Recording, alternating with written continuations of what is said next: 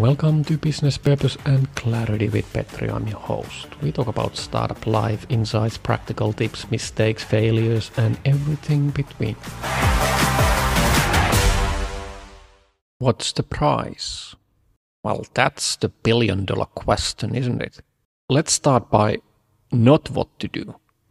You can check my other podcast called Talks with Petri and the Per Bylund episode, Consumer is Sovereign, where we talk about that.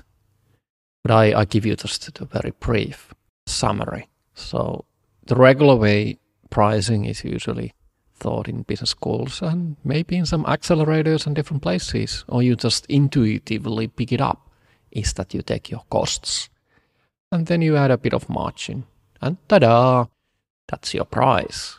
But no, you should never do it like that. That's not the way to do pricing.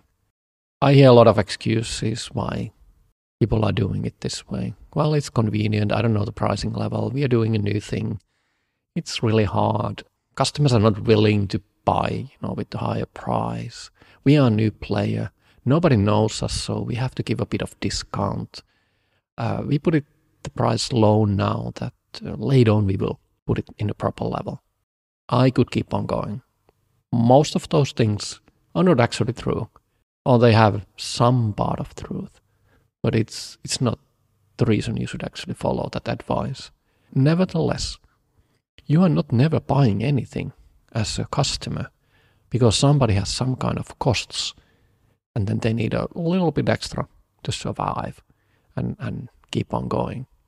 You are always buying something because you value the product more than the amount of money you're willing to give in exchange.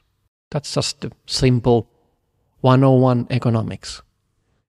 It doesn't matter how much time and effort and costs the seller has been putting on the product.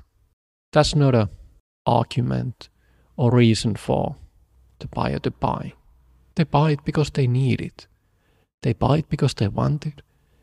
And they get more value out of it than the money they are willing to part. If you're starting with really low prices, you may have difficulties in later on to hike the price. Because that's usually when you start with something, people are setting their expectations on that level. Maybe you are like tenfold cheaper than the existing competitor. Then you say, well, now we actually are only 5 times cheaper, not 10 times. And they're like, what? You're hiking the price so much that no, we are not willing to pay for that. Going about the pricing from the beginning in the right way is really important. So what is the proper way of pricing? How do you do that? I could also hit you with another Talks with Petri episode, and I actually will. It's Paul Vio's episode where he's the professor of value-based sales. He talks all about it. You should check his content as well.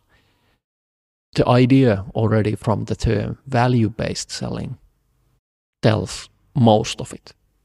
You should consider how much value the user is getting out of the product.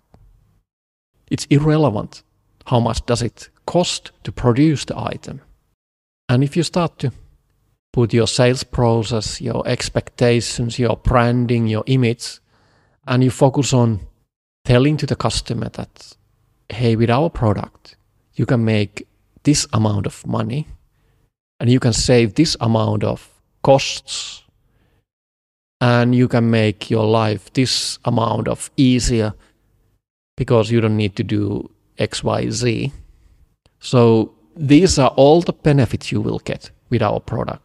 It's a different approach than saying that, well, it costs 10 euros per bed, per person, or per user, or something like that. Because if you're just stating that it's 10 euros a month per user, the buyer is like thinking, okay, this is adding, this is a cost item. But if you present it like that, hey, would you like to get this 100,000 annual savings, because with our product, you don't need to do this and that. And we only take 25% or 50% of the savings from the first year. And then we will reduce it. That sets a different price point. That sets a different type of conversation. But it also may require that you may need to sell it to somebody who actually listens and understands that type of reasoning. It might be the CEO, it might be the business leader, somebody who is looking for making more money, saving a bit of costs, and understands the big picture, the overall improvement of the company. Because sometimes it's the processes, the efficiency, doing things in a different way. And if you're selling to some unit manager or someone in a lower level of the hierarchy, and you're saying to them that, hey, you don't actually need 3 people in your team because our software will do it for you. There might be some politics involved as well. Now you're actually saying that maybe the person who is buying the product is not needed anymore because there's no need for the team anymore because the product just kind of does the job. So he may be thinking that that's not a good thing because I love my salary, I love my work, and this product is putting me out of commission. Or there's some other reasons. So keep that in mind when you're selling something. It's not just about the price, but everything is about the price.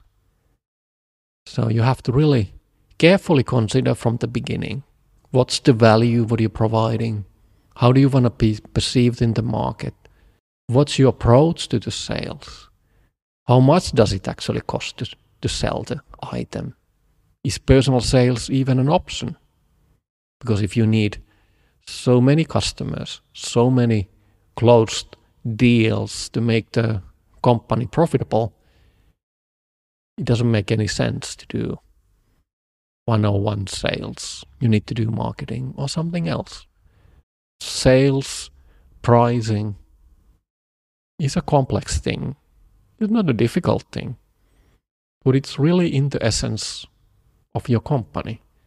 It's part of the business model, the reason why you exist, and your competitive advantage, just throwing in these fancy words. So everything is connected, but it pretty much is all in the price.